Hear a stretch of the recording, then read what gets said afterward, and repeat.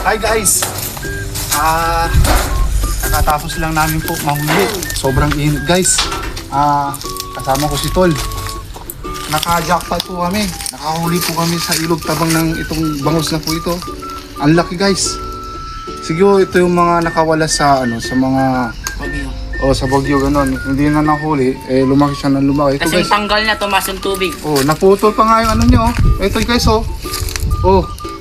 ang lakas siyang humila Naputol guys, kaya yun.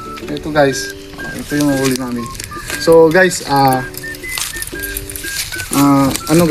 ito yung lulutuin namin siguro. Ang luto namin dito is inihaw. Inihaw guys. Doon kami na, jackpot. So yun guys, ito, iluluto na natin to guys, for inihaw. Ito yung mumubangin natin this lunch po. So guys, abangan po ninyo kung paano namin gagawin yung pag-ihaw po. Siya nga pala, si Paul. No. Siya po yung nakadali ng ang galing niya mamimit, professional. Magtatagal po sana kami, kaso tama na ito isa, ang laki. Napakaswerte, biyaya po ito. So guys, see you for my next episode for this one, for how to cook hinihaw bangus. Yun po lang guys. So yung guys, ito yung nahuli nating bangus guys. Inihaw.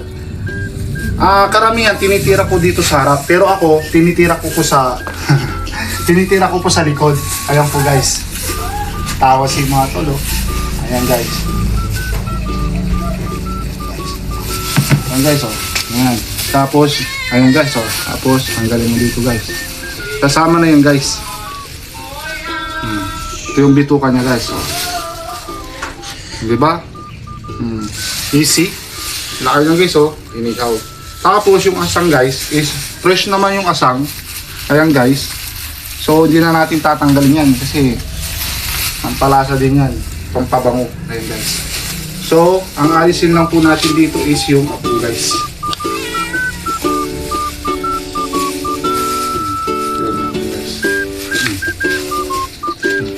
So yung guys, abangan na lang po natin to. So yung guys, luto na guys. Yung hinihaw guys, pwede nang lamutakin Wow. Inihaw na bangus. See you sa mukbang.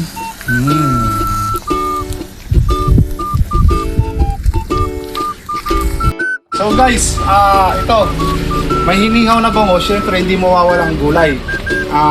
Nandito tayo sa bakod namin. Ayan po. Marami tayo sa bunga ng marunggay. Tapos ito bulaklak ng katuray. Tapos, haluin po siya natin ng kalabasa. So, yun ang partner ng hinihaw po. So, abangan po ninyo guys, ang aming mumubang at iluluto po. Ayan po si Tol Obama.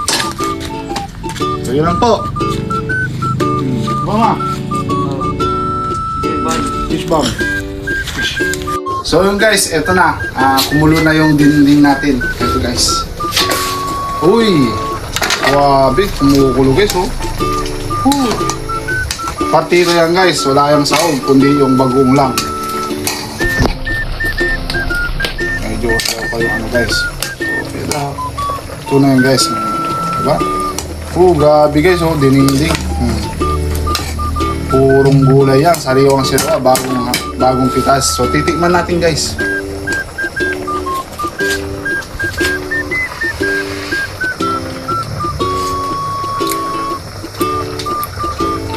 May kulang guys. Kulang ng asin, tapos magic sarap guys. Magic sarap, baka naman pabato dyan. Haluin natin guys. Ayan guys wow! Ang bagay na bagay sa guys, sa ating ang tawag doon. Inihaw na bangus. Sayang guys, yung chicharon, hindi po ako nakabili ng chicharon dahil walang sumakay po. Na nagbebenta ng nung lumos kami ng Maynila.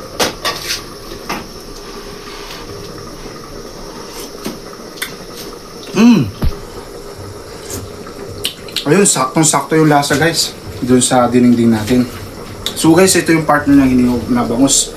Abangan po ninyo yung bangus na hinihaw at yung dinding at yun ang imumukbang namin. So hanggang dito na lang guys. See you for my mukbang. Yes, tama kayo, mali ako. This is my own way how to cook dinding and inihaw na bangus for preparation, for cooking hanggang sa matapos po. So guys, maraming salamat at kita-kits na lang tayo sa aming mukbang.